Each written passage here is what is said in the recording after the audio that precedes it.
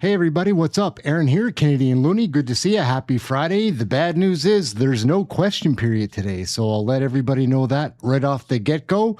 But we have a good show planned, lined up, something different than we've done here, like in this period of time of the day.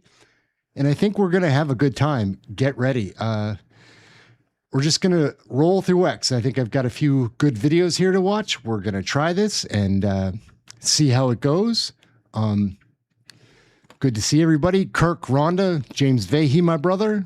Realization, good to see you. Anyhow, we're going to jump right into this one. Maybe later we'll float through some YouTube. So let's get right into this. The new Liberals, the same as the old Liberals, Mr. Speaker. The numbers he just gave are compared to the even more... This is from Mark Nixon. He's somebody that you should follow on YouTube and X. He's great. Miserable numbers of his justice minister. In fact, compared to the Harper government, the last sane policy in immigration, we have asylum claims are now up to 2,880%.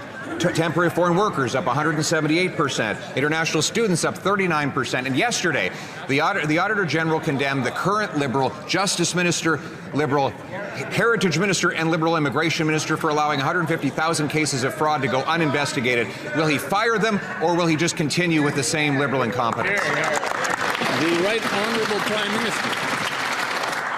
Mr. Speaker, I'm blessed with a strong cabinet that's working hard for a strong country. And we are taking control of the immigration system. Asylum seekers down by a third, foreign students down by 60%, temporary foreign workers down by 50%, the population equilibrated, equal. We are investigating 100% of every fraud cases since this new government came to office. We have the system under control. The Honourable Leader of the Opposition. All illusion, same old Liberals, same old failures.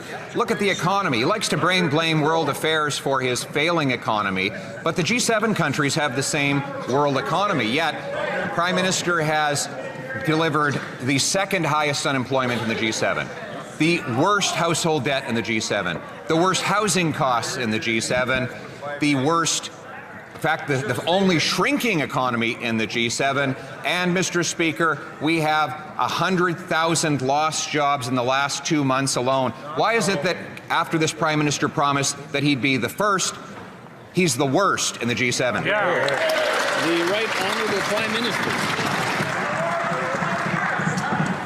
Mr. Speaker, let's take a look at what's happened since this summer. The United States has lost 6,000... Come on.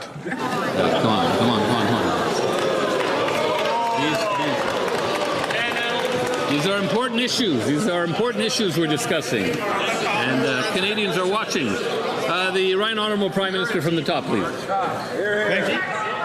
Thank you, Mr. Speaker. Let's look at what's happened to the United States since the summer. They have lost 6,000 jobs. This country's created over 80,000 jobs since August. Let's look at what's happened to wages in this country. They are growing the highest in years, 4%. They are growing twice the rate of inflation. Canadians are getting ahead. Every single month of this government, Canadian wages have grown faster than the rate of inflation. Rents are at a 33-month low. Affordability is the best it's been in over a decade. The Honourable Leader of the Opposition.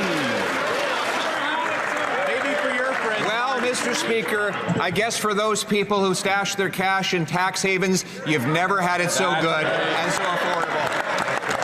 Tell that to the single mother who's walking down the grocery aisle.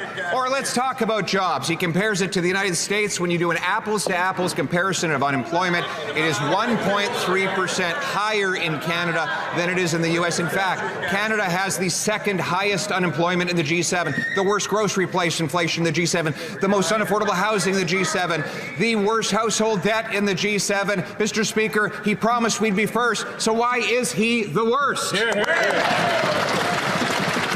The Right Honourable Prime Minister. Mr. Speaker, we have the lowest debt burden in the G7. We have the lowest deficit in the G7. We have the highest credit rating in the G7. What is this government doing? It's putting it into action with a defense industrial strategy that'll bring $500 billion of investment, with an auto strategy, with an electricity strategy, with the climate competitiveness strategy, with a housing strategy. We are moving forward. We're investing in this country, the second best country in the world for foreign direct investment. We are moving forward. Come join us. Hear, hear. The Honourable Leader of the Opposition. Strategies and imaginary promises will not pay the bills or fill the tank. We all know that global oil prices have gone up, but that does not explain while in Canadian dollars and in liters, Americans pay $1.46 a liter at the pump, while Canadians are paying $1.70, 26 cents higher per liter at the pump because of this Prime Minister's anti-energy policies and his newly renamed carbon tax, the Clean Fuel Standard. Will he get rid of these policies and get rid of that tax so Canadians can have some relief at the pumps? The Right Honourable Prime Minister. Mr. Speaker, I know the member opposite was not here in the spring. Source of great sadness. Oh, come on. Jump in, geez. Oh, no, Aaron. I screwed up, guys. Come on. Fix it. All right. About defense-related infrastructure. Yeah. And gas prices here are spiking because of the war in Iran. What are you doing to fix that? And especially considering that the largest oil refinery in our country is in New Brunswick. Is it time for the west to east pipeline? You packed a lot in there. He's never going to say that, yes, it's time for pipelines. This guy is so full of it. Listen to him stammer and stumble through this one. Okay, yeah, that's good. That's good. The first thing is that, very aware of the sharp increase in gas prices. It varies a bit, as you know, geographically, but, on average, it would have been sub 130 a liter. It's going up. It's in 180 to 2, a bit higher in Quebec, a little over $2 a liter. So that is a big shift, and that's a real squeeze, and absolutely recognize this. So we're following that closely. It depends, of course, as your question indicated, how long this conflict goes on, and we are not actively engaged in the conflict. We're calling for de-escalation. We're supporting efforts to de-escalate. There's a variety of ways we can do. There's also a limit, obviously, for what we can do diplomatically to influence that. So that's the first thing. The second is we have been very focused on improving the pouvoir d'achat, the capacity of Canadians, cut taxes for 22 million Canadians, put in place the groceries and essential benefits that just actually passed through the House, which for 12 million Canadians, family with two kids, a family of four, $1,800 a year additional benefit from that. Maintaining a series of other social programs and providing important benefits as well. But we will continue to look at. We will look at this as the conflict evolves, and most importantly, as the impact on Canadians is there. So, I'm not saying that's necessarily the final word. Your question about energy, I'm going to broaden it to a question of energy infrastructure.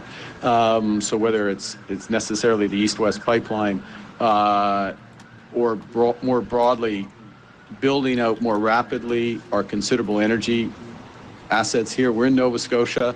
I'll be meeting with the Premier tomorrow. One of the things we'll talk about is Wind West. The huge opportunity here to get renewable power, cheap power that will build out.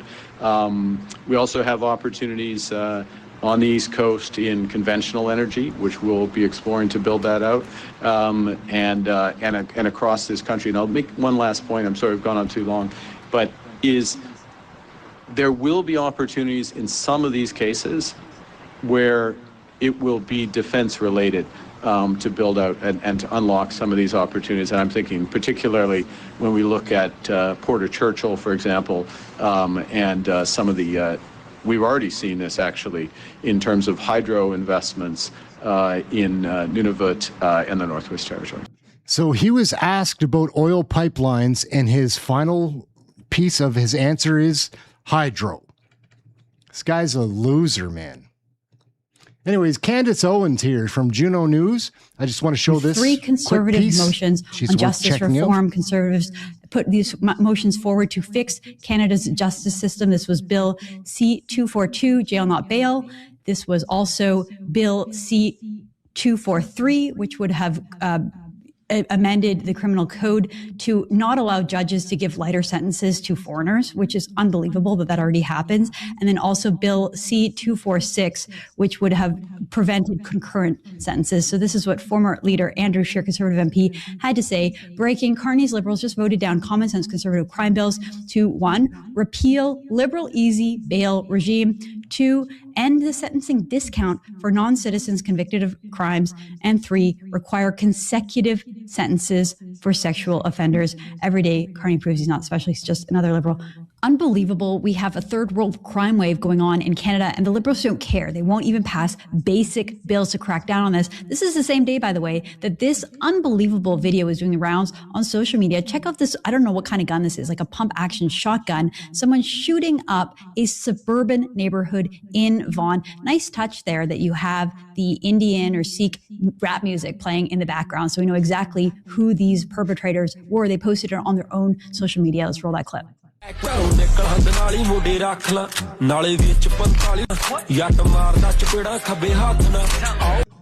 Did you guys see this clip? Like, it's pretty nuts. Anyways, Andrew Scheer's on it. Candace Owens, check her out. Juno News is great. Now check this out. Another one from Frances Widdowson. She is a justice fighter, I guess. Former professor. Anyways, she's testified. This is her post. Yeah, so you can read it. You can figure it out. Chief, your concern around denialism and the fertile ground that is there for it to continue for so long as we're in the situation that we're in right now. And I just wondered, we're coming up on the 5th anniversary of the initial discovery that you were a part of. And out of the 215 graves, how many do you believe, how many identities, how many people have you identified that you believe are within that 215? Thank you for that question. That is out of my realm right at this time. I can share that a lot of work has been taking place, and just like Delorme Cadamus had shared about the GPR work, our community has definitely taken those exact steps. It's a process that's recognized internationally that supports investigations, and so that is the route that our team has utilized. And there has been other processes, and there is still much more work to do. Oh, so that's enough of that. Let's check this out. Nico Logan, I don't know much about, but we're going to hear what he has to say. Bill C-9 just passed in the House of Commons and is now headed to the Senate, where 95% of senators were appointed by Justin Trudeau. So it's safe to say that it's only a matter of time before it becomes law. And this is just the beginning. Next comes Bill C-8, C-12, C-16, C-22, and soon a new Bill C-63. And you can expect them to do the exact same thing they did with Bill C-9 and rush them through. They do have a majority government after all. But the most important thing Canadians are missing is these bills are not separate. They're all interconnected and part of the same agenda: surveillance and censorship. They would have never been able to pass one big you bill. So instead, they divided them into multiple smaller ones, hoping we wouldn't notice. Here's the truth. If Canadians don't wake up soon, by the end of 2026, the Canada we grew up in will no longer exist. I know what I'm saying sounds bad, and it is, but it's not too late for Canada. All we need is for regular people like you and I to say no and stand up to these bills. All right. It's time. That's a piece I want to show, but I don't think I'm going to be allowed. Anyways, we've all probably seen this clip, but We proudly live in a bilingual country. asshole. And companies like Air Canada particularly have a responsibility to always communicate in both official languages, regardless of the situation. I'm very disappointed in, as others are, rightly so, in this. He's constantly virtue signaling. It's so frustrating. They all do it, all these stupid woke boobs. Unilingual message of the CEO of Air Canada. It doesn't matter the circumstance, but particularly in these circumstances, a lack of judgment and lack of compassion. As you know, the Committee of Official Languages has summoned the CEO to appear before it. I will follow his comments closely and comments which I would expect in due course from the Board of Directors. He's such a bum, man. He frustrates the hell out of me. Like, dodge another French debate. Why don't you do that? Jeez. Related, do you believe to be in Canada now? Not that you're looking at, not that you're scanning. How many are there? Mr. Caputo, we are in the process of going through 24 individuals who are deemed to be members of the IRGC for removal. Gary's a real problem, man. Chipmunk Paper Tiger there is getting constantly coached by PR people to grow a backbone, I suppose, and lean into the terrible person that he is. I didn't ask you, this is the last time I'm going to ask this. I didn't ask you how many you are going through. I asked you how many of a terrorist regime. Iranians across this country have been subject to terrorism. I'm asking how many, just the number of IRGC terrorists are there in Canada? If you don't know, then please just say, I don't know. Mr. Caputo, this is a very serious matter, and if you will permit me, I will give you the answer that I think Canadians deserve. Give us a number. So let me just say right now, there's 24 individuals who have gone through an assessment, and they've been deemed to be members of the IRGC. That is the position of the Government of Canada.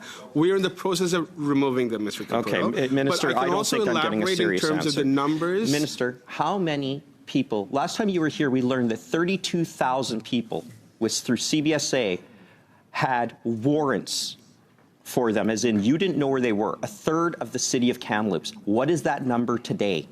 Well, that information, Mr. Caputo, is available online. Well, you're not going to tell us? It's available online, Mr. Caputo. It's available online, Mr. Caputo? Are you kidding me? No. It's okay. I don't think there's anything funny here, Mr. Caputo. Nor do I. I would say behold, the president of your CBSA. public safety I'm minister. sorry to interrupt again, but that's enough. Someone check this out. differs with Rebel their News on political the scene. ideology.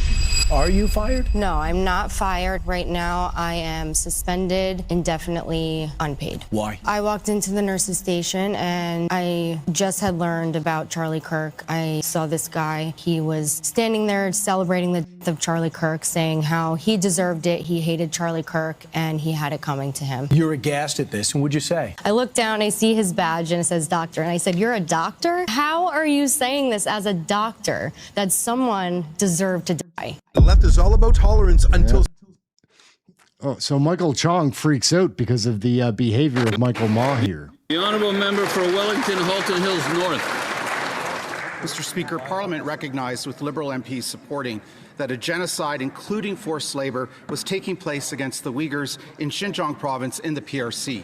In response, the Liberal government imposed sanctions. Today, a Liberal member of Parliament in committee intimated in questioning Margaret McQuaid Johnson, a former PCO official, that there was and is no Uyghur forced labor. Two questions. Does the government still assess that Uyghur forced labor has taken place? And secondly, will the sanctions remain in place? The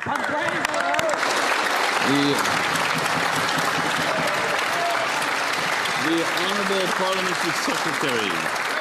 Speaker, and I thank the member for the question, and I want to be absolutely clear to all members of this House, forced labor is unacceptable.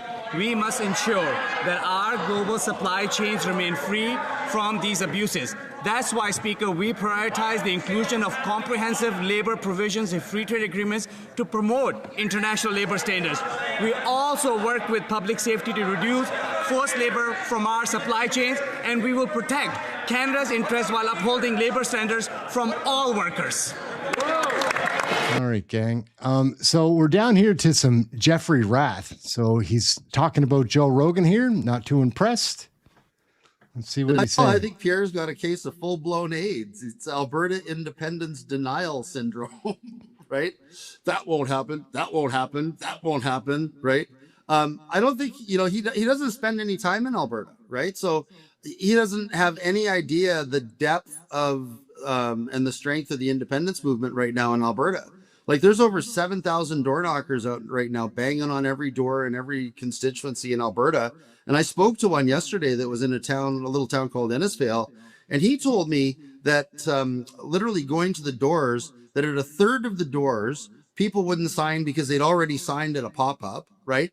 Another third of the doors they signed, so that's 2/3 of the doors that signed the petitions are in favor of independence. And he said literally less than a third, were fervently, Canada do or die, right? So, when Joe Rogan talks about, or Pierre Poilievre talks about Albertans being super patriotic, yeah, all that patriotism is shifting, and they're now Alberta patriots. There's a lot of people in this province that no longer consider themselves Canadian and consider themselves simply to be Albertans, and they can't get out of Canada fast enough.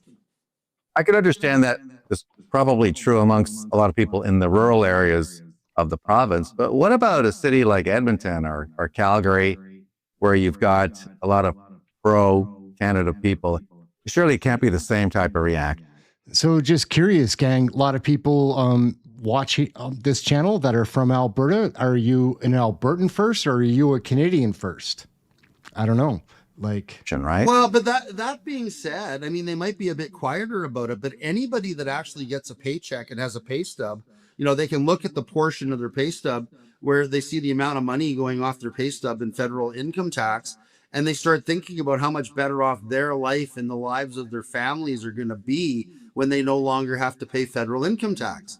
And I mean, whether you're a fireman, a police officer, a nurse, whatever it is, everybody that is working and in an environment where they have, income tax, CPP, and UI taken off, when they internalize the fact that there's going to be zero income tax and their CPP and UI contributions are going to be cut in half because Albertans are subsidizing the rest of the country for CPP and UI, and people realize that their take-home pay is going to balloon by 33 to 37 or 38%, and all of that money is going to stay in their own bank accounts, I think that we're going to be finding a lot of that soft middle, oh, well, I'm Canadian support goes, yeah, but I don't want to pay income tax anymore. Why the hell wouldn't I? If they're telling me in 2027 an independent Alberta, will reduce my tax burden by 45%, why wouldn't I vote for that? So I think people need to remember that that's on the table, and it's a realistic proposition. All right. So that's interesting, though. Now, here's an interesting piece. This is Pierre Poilievre on Brookfield 4 years ago. This is M. Brandt, 75. I'm not sure who that is. Mr. Carney, can you tell me the countries from which your company sources the polysilicon that goes into its solar panels? I mean, off the top of my head, I can't, but I can tell you that a number of the solar arrays, or the main components of solar arrays, and I would come from China, which is one of the largest producer. In fact, is the largest producer in the world of solar arrays. Yes, that is true. In fact, half of the polysilicon, which is the main raw material used to make solar wafers, is produced in highly secretive coal-powered factories in the Xinjiang region, the same place the communist regime is carrying out a genocide against the Muslim minority. I'm going to quote Reuters here. Quote, some U.S. lawmakers have voiced growing concern that the industry is dependent upon products, specifically the raw material polysilicon, linked to work camps in China's Xinjiang region.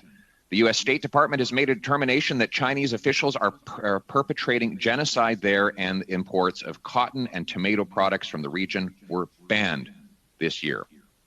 Will you make the commitment on behalf of Brookfield that you will not source any materials from the Xinjiang region? I'll make the commitment that we will not source materials that have the supply chain that you described, yes. So does that mean you will not source any materials for your solar panels from the Xinjiang region? Well, I think one has to look at, I don't have with me today the exact source, the exact companies and the specifics. So I'm not, if I may, I'm not going to take the reference from a media report and apply it as fact. But certainly ethical sourcing is important to us at Brookfield, yes. Well, that's a nice talking point, but you would think you would know one way or the other whether your materials are, being that you are responsible for environment, social, and governance for this massive $500 billion enterprise, that you would know off the top of your head if the materials were coming from a place known for slavery, genocide, and coal-fired electricity. What I'm saying, Mr. Poilievre, is I do not believe that that is the case. But you haven't verified and so you've asked me the question. Well, I have no reason to believe that it is the case. No. Yeah. Okay. But you don't know. It just seems astonishing to me that someone who's responsible for environment, social, and governance would not want to guarantee that raw materials for your products are not coming from that kind of a region. And you've just said that the provenance is China. Well, the region in China where this material is produced is the Xinjiang region. So I'm just shocked that you haven't looked into this. It seems like you're concerned more with shareholder profits than you are with human rights and social justice. Is that a big secret, Pierre? Your executive, I'm going to ask a question now. Your CEO says that a third of Brookfield's business will be in China within 25 years. China is the biggest emitter of greenhouse gases in the world. Why are you moving your resources and your capital to a country that has such intense emissions of greenhouse gases when that's the opposite of what you state is your purpose? Well, to be clear on the specific, my role at Brookfield, which is to develop a strategy, which we are developing, which is to invest in companies, remove and eliminate greenhouse gases. So that's the impact, that's the transition approach. So what one does in that situation, if you may follow, is you go to where the emissions are and you convert dirty activities to green activities. And in fact, this is I believed when I accepted the invitation was the focus of this this committee, is how we could do it for Canada. And so Brookfield is so anyway working. What I'm doing, I don't think I'm getting an answer here. If I may, you keep representing. If I may, sir. May I please go on to my next question? Well, actually, I wouldn't mind, rather than having your characterization of what I do, being allowed to give what I do, the facts of what I do and what my responsibilities are. Okay. And my responsibilities at Brookfield are developing a transition fund, which we think will be world leading, which is to help. And I'm commenting on the impact that has on human rights around the world, sir. That's the point. And so I'll conclude. Greenhouse gas emissions. I can't believe how big of an asshole Mark Carney is. He's just pure evil. Like, people think he's stupid. He's not stupid. He's quite clever, but he's a final question, an ethical way. Thank you. Do you believe that the Chinese government is perpetrating a genocide on the Uyghur people?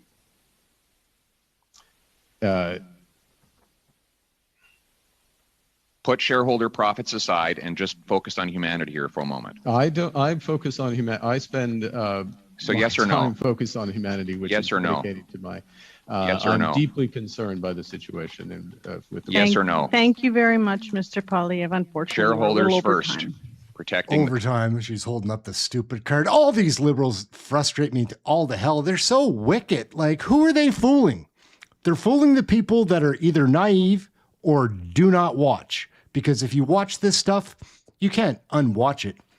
Anyways, here's a great speech. And also, this guy, Ryan Gerritsen, check him out if you're ever on Twitter. I don't think he is on YouTube, but he's great. Thank you. Thank you. I'm super excited to be here and to be able to speak to you guys today. And I'm not here to speak on behalf of Republicans nor Democrats. I'm here to Smash the like, hit subscribe. I've been forgetting to mention, but it's easy to forget. Hit the like, gang. speak on behalf of we the people. I think nowadays we can all agree that we all just want to live the American dream and have the best life possible.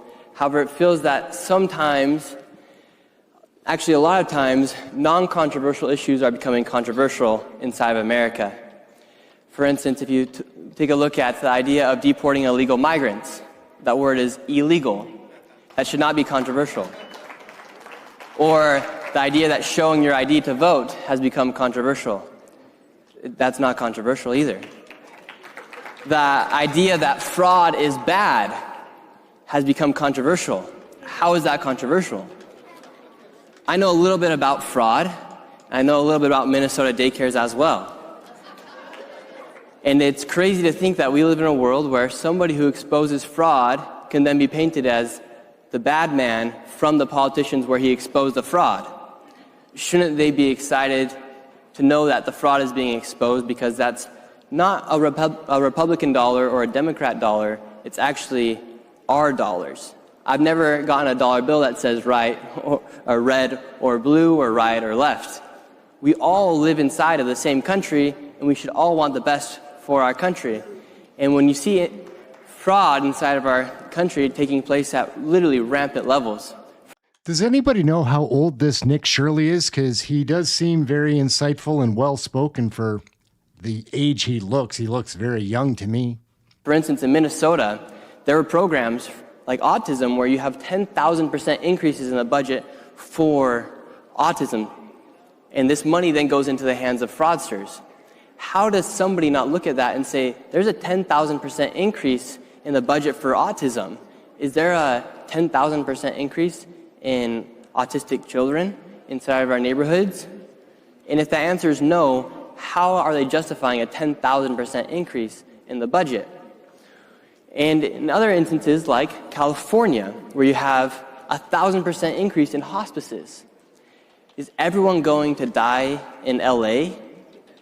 I don't think so. So the idea that here inside the United States...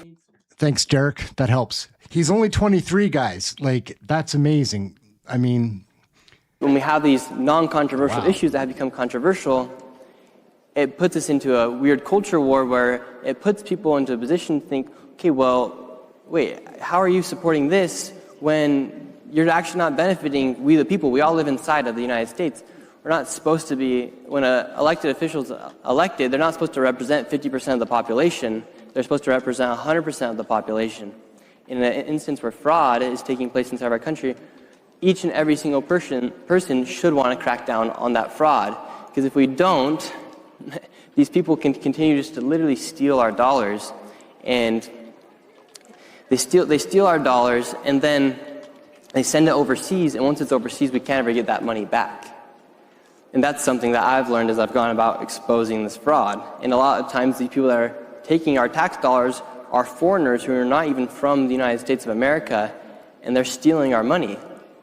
And it's just been so crazy to see how in all 50 states there is fraud. However, it seems to be that most of the fraud is in a lot. He's just getting started here, too. This kid's got a lot to say and a lot of insight and a lot of corruption to expose. These blue cities. And when you go out and expose the fraud, I mean, I think Gavin Newsom, he posted a photo of me the other day and had 10 cameras on me, an AI-generated image saying, "Where are the kids?" trying to depict me as a pervert for exposing fraud. How sick does the governor have to be to say that the kid exposing the fraud is the bad person versus the fraudsters that are stealing the money?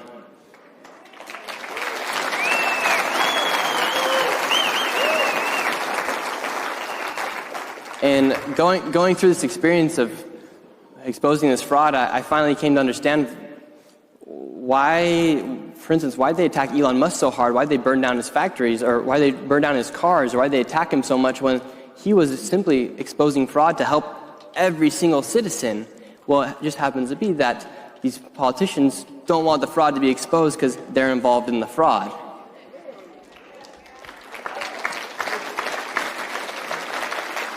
And nowadays, since I've posted that video, my life has changed.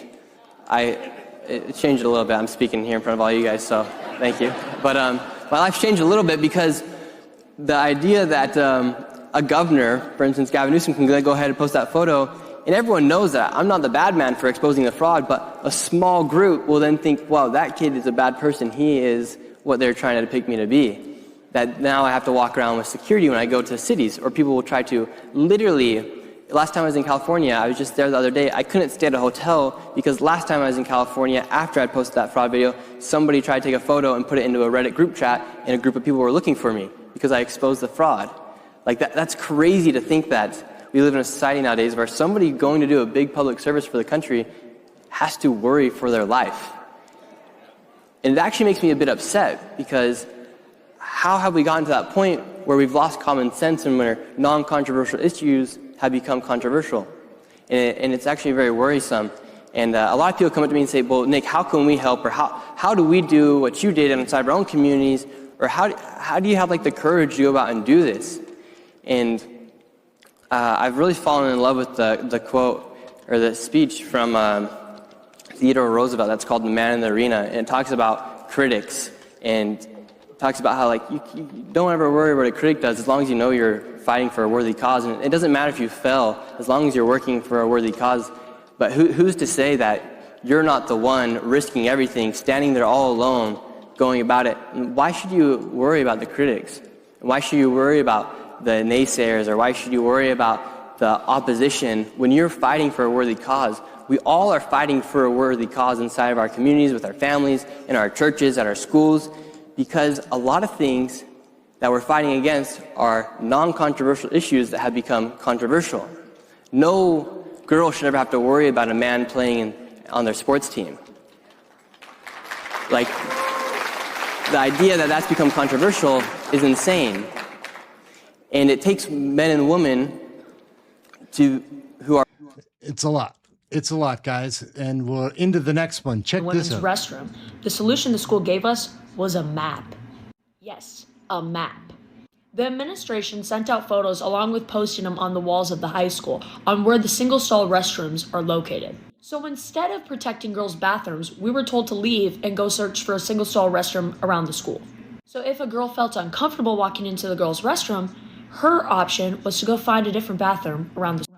It's just such a crazy time we live in, like that there's people that support this and are pushing it that are in positions of power. Like, what a wild time. Why should girls be pushed out of their own spaces? Bathrooms and locker rooms are private places where girls should feel safe.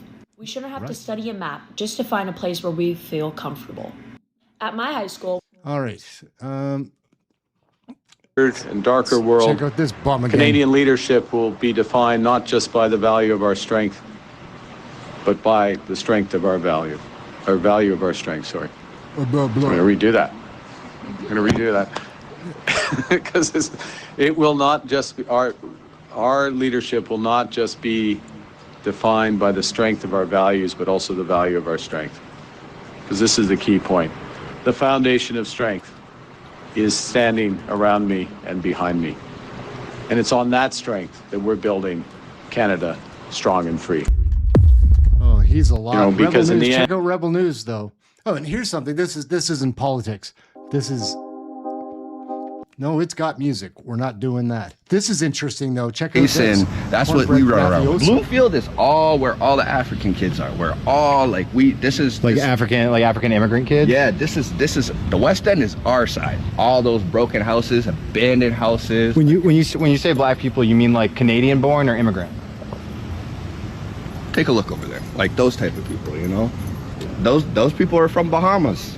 Oh yeah? Yeah. They moved here and they get paid. They just get paid to live here. Our taxes will go to some people like over there too. Like they just made brand new houses for those little kids over there. Like a whole new park. You got to talk to a real immigrant about that. We kept hearing that immigrants were getting money and free housing from the government. We wanted to know if that was true, so we set off for the immigrant neighborhood. What country are you from? I'm from Africa, Somalia. They're not a gangster or nothing, but they got... These guys. Oh, so here's between the Alberta government. automotive All of industry. that is tied up in the MOU and discussions between the Alberta government and the federal government in Canada. And when they come to a solution on emissions issues and industrial carbon tax, CO2 lines, that'll determine whether our producers, my customers, get the green light to produce. If my customers get the green light to produce, Enbridge is the largest mover of oil in North America, is going to be there. So that's your condition, essentially. Yeah, absolutely. It's remained the same. As you might be aware, we spent $600 million trying to do this before and had the rug pulled out from under us. I think the view has changed these days, but we'll have to see, because my investors aren't going to make an investment on a hope and a prayer. All of that is tied up in the MOU and discussion. All right, guys. So, yeah, things in Toronto aren't going so well. A violent attack, a really frustrating drive for motorists. Rising costs are impacting their ability to meet day-to-day expenses. Interest rates rose and the condo market fell. I'm all in on Toronto, and I think this is a city that's worth fighting for, but increasingly it feels like that is further and further away. Because right now, it feels like the little things are slipping here in Toronto. You know, it snows in the wintertime and we can't get the streets cleaned. It's hot in the summertime and we can't keep the pools open. And when you go to register your kids for swimming lessons, it feels like the Hunger Games. So I want to go back to basics. I want to take care of the little things for Torontonians, so Torontonians can go out there and achieve their success and realize their dreams. Yeah. So here's a little chat by Jacob Mantle. Definitely one to watch. One of the more well-spoken young folks in the House of Commons. The Prime Minister promised the best economy in the G7, and he is delivering precisely the opposite. Highest household debt, highest food inflation, and an economy literally shrinking under the weight of his policies. Particularly concerning is the decline in foreign and domestic investment. C.D. Howe called it, quote, Canada's investment crisis, because adjusted for growth and labor inflation, Canada's investment, all business investment, has declined. We've offered a positive solution. Remove the industrial carbon tax. Will they do it? The Honourable Secretary of State for Sport. Mr. Speaker, the Conservatives just learned a new word, affordability, and they use it often in the House of Commons, but every time they get the chance to vote in favour of an affordability measure backed by experts, they vote against. This feigned new interest in supporting lower-income Canadians They got to get some new experts. isn't fooling anybody, Mr. Speaker. And besides, our policies are working, particularly on rents. Here, I'll read a couple of headlines for the Conservatives. Now is the best time to rent in Canada, as asking prices for rent hit a 31-month low, Mr. Speaker. When you build more affordable housing, rents go down, and that's what this government has been doing for years now, Mr. Speaker. The Conservatives can get on board. The Honourable Member for York-Durham. The question, Mr. Speaker, was about business investment. I'll try again. C.D. Howe says that investment per worker has declined 25% since the Liberals took office. Weak investment yesterday and today means lower wages and lower productivity tomorrow. 2 years ago, the Bank of Canada said we had to break glass on this issue. A year later, C.D. Howe said it was a 4-alarm emergency. But here we still are. We've offered a positive solution. Remove the industrial carbon tax, which is a clear drag on business investment. Please, an actual answer this time. Here, here. The Honourable Minister of Energy and Natural Resources. Mr. Speaker, I was beside the Premier of Alberta earlier this week in the United States, where she was applauding the work of this government, where she believed the work of this major projects office has brought over $126 billion of investment to Canada in the last 6 months. It's embarrassing, these guys. Another Jeff Rath. So that he gets a majority government without an election. The anger in Alberta will be volcanic. We're going to be looking very seriously at starting a credible independence party in Alberta. We don't need Canada. Canada needs us. We think that Canada separated from Alberta. Like, we're not separating from Canada. Canada has already separated from Alberta. The Alberta independence movement isn't going away. I think that it's looking progressively more and more and more likely that we will win a referendum. Isn't there a risk that by becoming landlocked, you could actually be worse off? Do you have any concerns that a growing independence movement in Alberta could drive some business out of the province? So you talked a bit about the delegations to the U.S. Has any independence activists actually met with Donald Trump? The attitude of the U.S. administration towards Alberta independence is overwhelmingly enthusiastic. Mark Carney succeeded. So, Oh yeah. Now check this. This is Ryan Gerritsen again. And I just want to say to the Albertans, I don't want Alberta to leave. I'd like the federal government to do what's right and stop making Alberta pay for all the other poor provinces. I'd prefer that. Let there be a discrepancy in provinces and how wealthy people are in them instead of distributing all the. It's ridiculous. The federal government is preposterous in my mind. I believe that if they should stop governing after the level of municipalities. Anyhow, check out this video. This is what they're doing. Here are 6 steps to protect your home right? from becoming a victim of a break and enter. For York? Criminals hate to be seen. Yeah, York. Protect your home, protect your neighborhood, get a camera.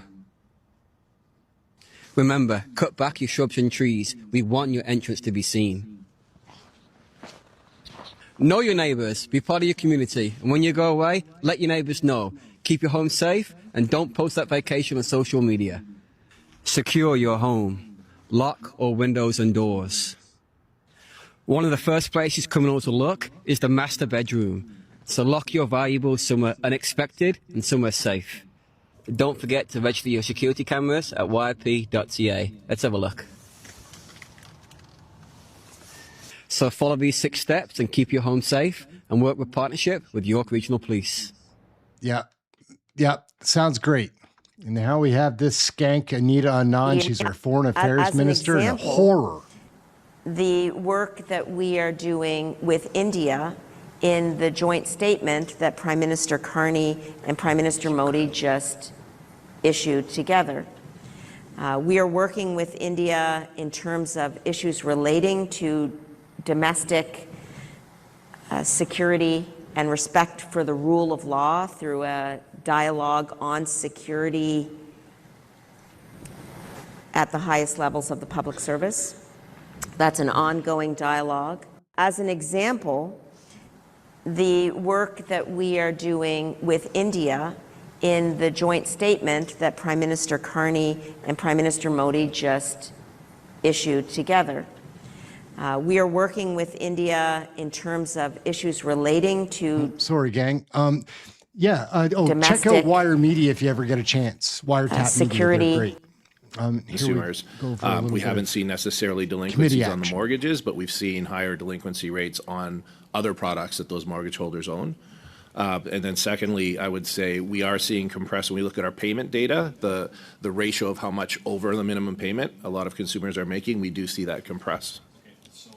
Mr. Fabian, actually, in your remarks, you said that the number of mortgage customers is not growing, that just the overall credit is growing, but not the number of participants. So in other words, the same people are just getting deeper in debt. Is that correct? It's more broad than mortgage, but we are seeing the volume of credit participation in Canada start to flatten out as immigration levels drop. Okay, so that's across the board, not just mortgages. So you're saying, correct. So the number of borrowers is not rising, simply the balances are rising. Correct. Okay. Mortgage. All right. So Pat Kelly is one of my favorites in finance. He's great on that committee. Now we're going to watch this asshole more housing shoot his mouth off after destroying Vancouver single-handedly. Doing its job. We're seeing a significant delivery of more housing opportunities right across the country. Over 240 cities and towns that have commitments and agreements with the federal government. The integrity of those agreements is very important here. So in my decisions to date, we look at both the commitments that are made, how the local governments meet those commitments or not, as well as the delivery of housing. That's critical here. The whole purpose of this is to get more housing built and speed up the approvals and permitting. So we've made decisions to date. I'm considering next steps with Markham now, keeping in mind the integrity of the agreements and also their delivery. And we'll have more news on that soon. It's a regular process now, reviewing the results in different local governments and making sure we're keeping everyone on track. Will this money get out? The Housing Accelerator Fund is... Everybody get back on track, and then only in Brampton, right? In Brampton. Oh, we're not watching another Anita Anand. I'm Dan Mazur, the Conservative Shadow Minister for Health. This morning I introduced legislation that would ban supervised drug consumption sites next to children. Let me tell you why. In July 2017, the Federal Minister of Health approved a supervised drug consumption site on Nelson Street right here in Ottawa. The consequences for the neighbourhood were felt immediately. Sandy Hill Childcare, a daycare just blocks away, watched drug use increase so much that they hired a security guard to accompany children when they visited local parks. Heroin, crack, fentanyl, and meth were all being consumed openly on the same streets children walked. Eventually, what do you guys think about these safe drug programs? And it's ridiculous, right? Like, it can't just be me. I know, preaching to the choir here. I don't give a fuck what anybody thinks to begin with. So, kudos to Dana White. Yeah, look at that. A big, bad American coming to help a little fucking girl from Canada struggling and dealing to try and recover from a horrible fucking event in Tumbler Ridge that the news won't even fucking tell you about anymore. I pay for fucking CBC every goddamn year, and what's it been like, maybe 2 whole reports on Tumbler Ridge when that whole fucking thing happened because, we don't want to touch that subject. Fuck you. You could at least... that's a lot of bombs. Oh, here's something interesting. This is in Japan. Check this out before we get into the video. So Japan is, there's a lot of bombs being dropped. We're just going to skip it. The country in mourning, suddenly being politicized on the campaign trail. I'm very proud of our country, despite the scars from our past. The Conservative leader now says it's time to raise the flags. I have said that this September 30th, the National Day of commemorating truth and reconciliation, we will do that as a country to recommit to reconciliation. And we will then raise our flag as a sign of that commitment of building a strong and better Canada in the future. But the other major party leaders say they would take a different approach. I plan to keep those flags at half-mast until it is forever. Why don't you just jump off clear that Indigenous peoples are happy to raise them again? Well, I absolutely agree that there is a symbolic power in lowering the flags. What I check out the face pamper on the chick behind him. Really want to see is that every single one of the Truth and Reconciliation Commission's calls to actions are implemented. The idea that now it is a political talking point is quite disturbing. National Indigenous leaders are calling. I could give a shit. Foundation report 575 United Front cells are operating in Canada. That's more than just about any other Western country. Is that right? That is correct. Per population, it's massive. We also should recognize that there is more representatives at the Chinese embassy here in Ottawa than there is in the United States for a population that's 10 times our size. Yeah, and it's in this climate that Maher Carney has decided it's time to do a security deal with Beijing. Referenced the Jamestown Foundation report 575 United Front cells are operating in Canada. That's more than just about any other Western country. Is that right? That is correct. Per doing 2 rounds. That's the thing about them. Oh, so this is pretty interesting. The things have changed in Europe, it would seem. Here's a quick piece on that. We want 60,000 Syrian refugees in the Netherlands to return to Syria immediately. And we want, maybe one of the most important things, we want all criminal foreigners to be deported from the Netherlands. We want... What do we got here? To send to other provinces. What impact is this going to have on constitutional law? So I have described this as the most important constitutional law case in a generation. It might be the most important post-charter constitutional law case. The case is really about the relationship between the judiciary, the courts, and the legislatures, because the idea of the Notwithstanding clause is that it either creates a dialogue between the courts and the legislatures, or it gives them co-equal authority in interpreting the rights that we have in our Constitution. And the interpretation of that clause will dramatically affect how provinces use it in the future, whether the court decides to put procedural limits on its use by limiting, for example, preemptive use or declaratory relief once it has been used, or if they apply substantive limits, for example, judicial review of the reasons for invocation, or limiting repeated use of the Notwithstanding clause. That's something that the federal government is arguing for, and I would note that those substantive limits exist nowhere in the text of the clause. All right. Yeah, it's all over the place. So here's a little Bill Maher. This is kind of funny. Just real time has very, very, very few a lot of writers celebrities and people, pundits, governors, senators, congressmen, people who. Yes, exactly. Me, I've been on there. Yes, but most people are, the show people. This is not the show for them. Not putting them down, but you have to know shit, and celebrities mostly do not feel the need to know shit. And then there's many who don't know shit, but it doesn't stop them from speaking. Because you can't just be known for memorizing words that someone else wrote and spitting them back into a camera. It's got to be something more. And I think a lot of them get into trouble that way. Well, I say this a lot on this show, and they probably hate me for it in Hollywood, but they hate me anyway, so who cares? But celebrities are just, some of them do, yeah. They do. The smart ones. But celebrities, they're just a different breed. It's just they're loaded with talent. Talent is different than, knowing things. And, thinking ain't their best thing often. All right.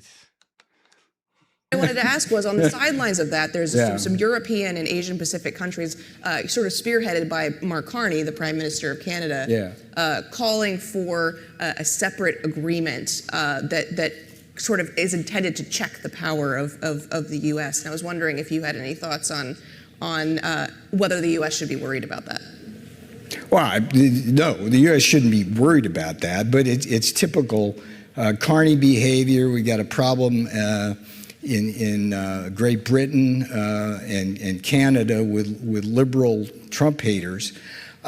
What's more important here of historical significance, and again, I go back to my earlier remarks. I've been saying, as Donald Trump has, and he said it first, that the WTO fundamentally is set up in a way to disadvantage the United States. It needs to be reformed, and Europe has finally heard that call, because it's a more important thing I'll tell you, because as we've protected ourselves from China and now the rest of the world, China has started dumping wholesale everything it can't sell to the U.S. onto the European continent, Latin America, Africa, all over the world. Its trade surplus is soaring, and it's doing really, really big damage, particularly in Europe at a delicate time. So what Carney should be saying is, hey, let's reform the WTO in a way that doesn't provide disadvantage to people who want to use unfair trade practices. Well, unfortunately, we're out of time. There's a lot more I wanted to get to, but I appreciate the time. I could listen to that guy for a little longer. Here we go, Garnet G. The liberal attack. Well, folks, yesterday, Bill C-9, the liberal attack on religious freedom and freedom of speech, passed the House of Commons at third reading. Now it's off to the Senate.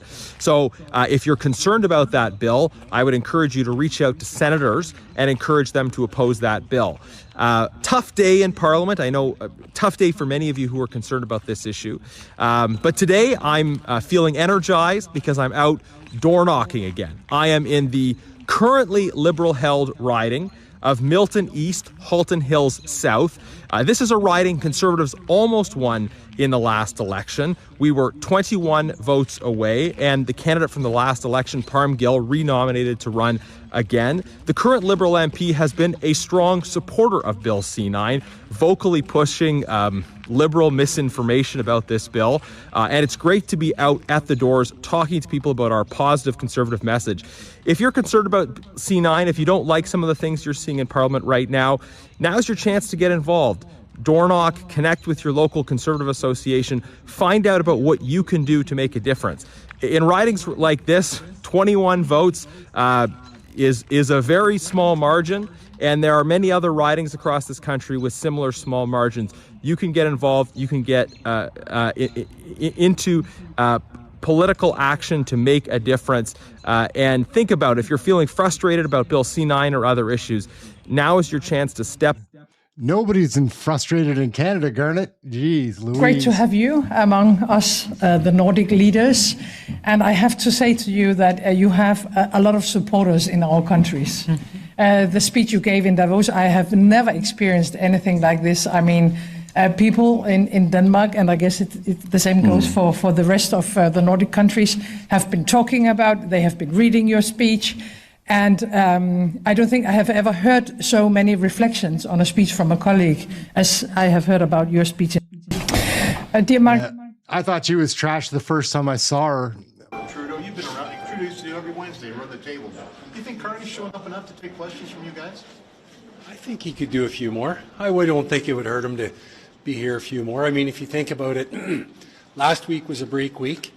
There's a break week for two weeks after this, if you can believe it. Yeah. And he was here maybe once. I counted. He's been here 7 times of the 26 QPs this year. He's done 7 of the 26. I was thinking about 20 since he was elected Prime Minister a year ago. So I understand he has a mandate that he's trying to do touring around, but there's a lot of weeks where Parliament isn't sitting. And I know there's meeting dates set around, but he should be here a little bit more. He's not going to answer your question. He's only going to answer the leader's question. Where's the rule that says he only answers from leaders? Why does he answer questions from everyday parliamentarians like yourself? Well, you should get Justin Trudeau here and ask him. Wednesdays, right? He would take all the questions on a Wednesday, and I think you get a different variety, obviously, and you get questions from people in a community where the issue is right there and present. Take, for example, right now in Eastern Ontario with the Alto high-speed rail line. Wouldn't it be great for Philip Lawrence or Michael Barrett? Just walk by us. Yep. Guy from Mirabel. Yep. Shelby Cramp, and ask them, hey, what do the people in your riding have to say about this? And then see what the Prime Minister has to say about that. He's an Eastern Ontario MP himself. He is. So I think there's a balance, and he probably needs to sharpen his pencil a little bit more and get into question period, and it'll only serve him better when he's out on the election trail, whenever that is. So I would recommend it. Right on. Okay. Thank you for your time. Appreciate it. Ladies, can I ask you about the PM's attendance in QP? Oh, we don't want to listen to this. There's going to be a pillow that wants to be bitten somewhere. Good questions. Well, on the latter, I'll say I've been very disappointed. I don't think the Prime Minister has stayed in question period to the end once to answer a single question. From a New Democrat? From a New Democrat, and I am the leader of a party, a recognized party, in the House of Commons. We represent, 1.2 million Canadians who voted for us. I don't think it's too much to ask the Prime Minister to wait an extra 10 minutes to answer questions that we put to him. And by the way, there's questions the NDP puts to this government that nobody else puts. Questions on healthcare, questions on Indigenous rights, questions on NDP is going to save the world. Policy. Don't come from anywhere else in the House but the New Democrats. You remember Justin That's Trudeau? enough of that. Here's a little AI. I think there's music with it, though. Anyways, it's just funny. We'll roll past it. Here's a little Stephanie Kusi. While you are going through this exercise, and you claim there is a decrease in positions. We're actually seeing an increase in spending, with 64 departments having greater expenditures in 2025, 2026. So it's not clear to me, and I don't think it's clear to Canadians. Wouldn't the entire idea behind this exercise, this significant exercise, possibly the trademark of your time as president, be able to show savings for Canadians? Because right now there are 64 departments more that have greater expenditures in 2025, 2026. Don't you think that is already a failure of the plan even before it's attempted to be implemented? It's in fact other way around. We're saving $60 billion over 5 years. So how hateful is this asshole? And then we're balancing our government operational budget in next 3 years. So I think it's other way around. Yes, we're finding savings on the areas where the programs were not performing, not meeting their objectives, or maybe duplications, and reassigning to different areas. So that's where you might have sort of confusion, but I'll be happy to assist you or host you to explain, offline than where you have any confusions. I don't think there's any confusion. I think spending $80 billion more than you have this year alone is a very clear indicator of you and your government's inability to manage the books and to balance it. And unfortunately, we are not seeing any improvement within that or with this exercise. I'm going to move. Yeah. I like Stephanie Kusi. This one's just, we watched it already. It's pretty funny to watch the leader of Denmark fall that hard. Oh no, we've seen that one as well. Here we go. 2 years ago, I asked Defence Minister Bill Blair to commit to future funding for the gem of the Royal Canadian Air Force, the Snowbirds Air Demonstration Squadron. He refused to commit to even the ongoing $10 million annual funding. Your Liberal government struggled to meet its 2% NATO defence spending obligation, let alone the anticipated 5% future target. This is the perfect time to buy replacement jets for the Snowbirds and keep them flying high for decades to come. But this week, your government tabled your plan for cuts at the Department of National Defence. It says DND CAF will, quote, retire selected fleets that are nearing the end of their service lives, face rising sustainment costs, and that either no longer align with future Canadian Armed Forces operational requirements or for which replacement capabilities have already been identified, unquote. This sounds an awful lot like a plan to ground the Snowbirds forever. Is that true? If so, shame on your government. Senator Moro. Was this a question or an answer? Okay, if it's a question, my understanding is that the pledge to NATO investment has been reached, the 2% of GDP has been reached as soon as yesterday, I think. As far as the Snowbirds are concerned, I have no specific information on your question, but I will raise the question with the minister and I'll get back to you.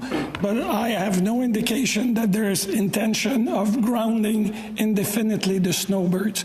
It is not my understanding that the government is supporting. Then they're definitely going to be grounding the Snowbirds, guys.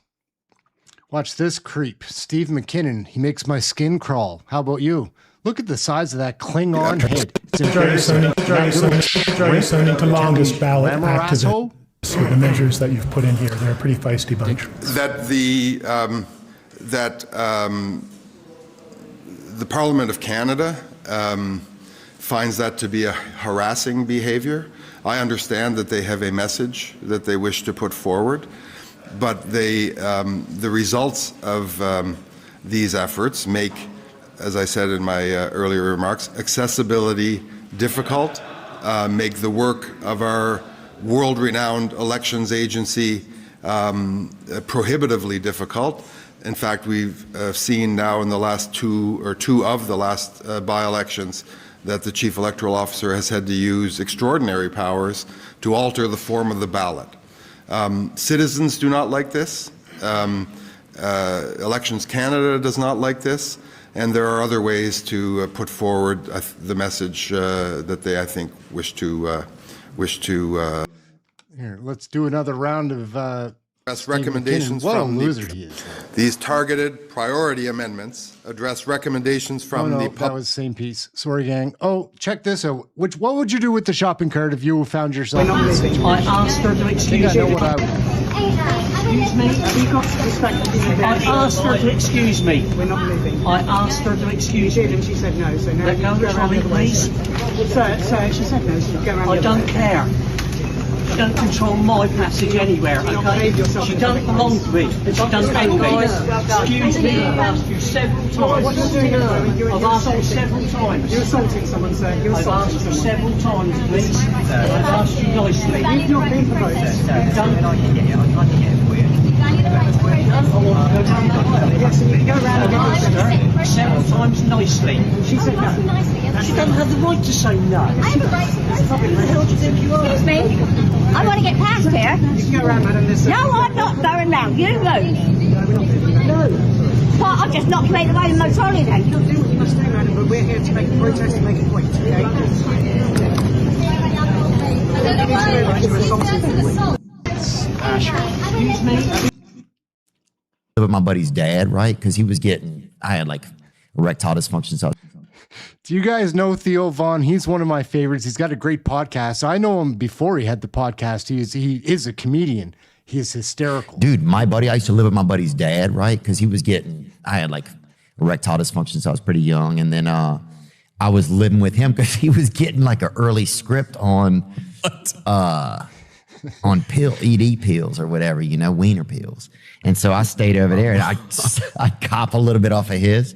But anyway, dude, my buddy, it's just hysterical. Harry Faulkner does a lot of work for Juno News. I believe he has his own YouTube channel as tariffs well. placed on. I like this. I want to highlight this moment as well. What I think is the most succinct and strongest argument against sectoral tariffs placed on Canada delivered by a Canadian politician. Here, Poilievre makes Canada's case and does so in a way that is far better than what I have heard from Mark Carney. Take a listen. I think what are the biggest problems in America today? Affordability, security. And we can help with both. We knock the tariffs down. Let's look at affordability.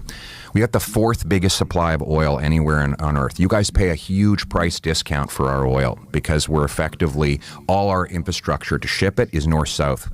And it's a very unique heavy oil. So we accept, unfortunately, and for now, a price discount on the oil we send you, which can translate into more jobs and paychecks, but also lower energy prices. You've got $5 a gallon right now in lots of places in America. I want to produce more so we can sell 2 million more barrels of Canadian oil into the U.S. market. A tariff does not bring the production to America. It raises the price of the aluminum and therefore the F-Series truck. Get rid of that tariff. You lower taxes, you lower the cost of an F-Series truck for the miner in Appalachia or the electrician in Ohio. And that's just on the affordability side. There's a lot we can do with our minerals to make the continent a hell of a lot safer as well. So I think it's in America's interest to come towards a tariff-free deal and trade freely as friends, and that will be good for both of us. He also made a similar case in a speech delivered in New York following the Rogan interview. Instead of fighting tariff wars with each other, Canada and the United States should be tearing down tariff walls that we have and forging a closer tie. We should be promoting the principles of free trade among free nations. I reject the idea that we can afford to treat the current and very real problems we have between Canada and the United States as a permanent end to our relationship. They're not. Once again, listen to the praise regarding that last clip delivered by Tom Mulcair. And it was bookended by a speech that he gave later on in New York that, frankly, one of the best political speeches I've heard any Canadian political leader give on Canada-U.S. relations in a long time. Let's take a scan of the weekly headlines here. The CBC published an article with 7 key takeaways from Poilievre's appearance on Rogan, with basically zero criticism. The Globe... Did everybody see the Joe Rogan podcast with Pierre Poilievre? It was great. Like, I'd highly recommend Joe Rogan's podcast. I've been watching it, I think, for 14 years. It's been a long time. You can learn a lot there. Anyhow, On March 17th, you're at a press conference. Minister You're James asked about the outgoing director of the U.S. National Counterterrorism Center, Joe Kent, in which you said that he made a principled decision. Are you aware in Kent's resignation letter that he falsely claimed that Jewish Americans and the Jewish state were influencing U.S. Foreign policy? No, I'm not aware of that, but I'm also not quite sure of the context of the comments that I made that you've quoted. One of the administration's top counterterrorism experts has resigned in the United States today, saying that he did not believe that Iran posed a threat to the United States. What is your reaction to that? And I think more importantly, what does it tell us about Canada's decision to stay out of this? Can't really comment on the goings-on internally in a sovereign state like the United States. I'm not sure why the individual resigned. First I hear of it. Made a principled decision, I suppose. Something along the lines, Mr. Bazan, that perhaps for him, he thought it was a principled decision. No, you said you supposed. You suppose that he made a principled. That's awful, Kirk. Is that your son, Aaron? Is that him? Well, and I suppose that was the case. I don't know the man. I don't know the decision. I So don't know now his knowing rationale. that he had made this, anti-Semitic conspiracy theory question, do you regret that calling that was a principled decision without knowing the facts beforehand? That's why I said I suppose it was a principled decision. I don't know the character of the I man. can tell you don't that know- the Jewish community is not at all happy about your, Well, I suppose, or I made can a principled understand that. decision. I can understand the community would be. So I would hope that you would No, I take can responsibility understand that. and apologize. I'll take a much closer look at this individual's background. Thank you. I hope that you would issue an apology, because the Jewish community in Canada and the United States are definitely upset that was, a principled decision comment does not fly. Well, even if you say, I suppose, you were, essentially, suggesting that this individual who was dwelling in anti-Semitic conspiracy theories as someone that, made a principled decision. I don't think that connects very well. It's a reflection on making comments without knowing all the details first. Huh. Wouldn't be the first time or the last. The French language at heart. I'm showing this one just because, how Carney rose a stink about the Air Canada CEO that in his terrible time forgot to speak French. Some people don't. Some people are Anglophone. Get off our backs. It looks like maybe he doesn't have, the French language at heart. TVA's face-à-face election debate canceled after the Liberal Party said on Monday that leader Mark Carney would not take part. On Tuesday, Carney rejected claims that he was avoiding scrutiny over his French and said his decision was based on the fact that the Green Party's co-leaders would not be included. The debate would only be held between the leaders of the Liberals, Conservatives, NDP, and Bloc Québécois. Some Montrealers felt Carney's move was insulting to Quebecers. Ça part mal. It's a bad start to his campaign in Quebec because there's a French-speaking part of Canada, and I think it's an insult to the French-speaking people of Quebec. I spent more time in Quebec than any other province. I'm going there in 2 days. I have engaged on Je m'occupe sur les grands enjeux pour le Québec en ce qui concerne la culture, la langue française. I'm committed, I'm involved in major issues for Quebec culture and the French language. I'm very much out in the open. Je ne cache pas. I'm not hiding. Il se fout du Québec. He doesn't care about Quebec. He's not interested in Quebec, or he's afraid to come and talk to Quebecers. Je suis convaincu que c'est à cause de son français. I'm convinced he's not coming to visit. I have to warn you today, Mr. Speaker, that I may read from today a very dangerous book. A book so dangerous that the government is moving to criminalize the very utterance of its words in public spaces. A book so dangerous that at least some Liberal members say it's full of hate. A book so dangerous and so full of hate, the government says, that it is seeking through Bill C-9 to strip away protections that shield good faith readings and teachings from the Bible and other holy texts that Canadians read every day. So these liberals are pulling it off. That's the thing. Like, I know they make me angry as well. There's no doubt about it. They frustrate the hell out of me, but they're winning. there's a very good chance they're going to have a majority after the by-elections on April 13th. I'm terrified, to be honest. They're not ridings where the Conservatives have ever done well. And yeah, it's going to be an uphill battle. Longest ballot committee is back in action. Those losers, those little freaks. And who's funding them, do you think? Anyhow, we are going to wrap up, guys. One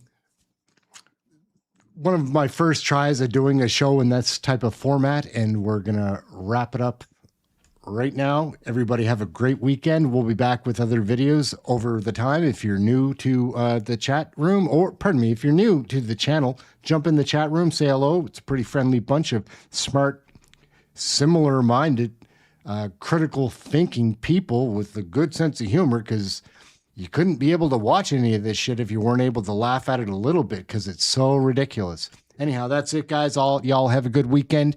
Thank you all for tuning in. Great to see everybody. And ciao for now. We'll check you out on Monday. We'll be back with something on Monday. We'll be doing that. Anyhow, gang, thanks a lot for watching. Have a great weekend. Smash the like.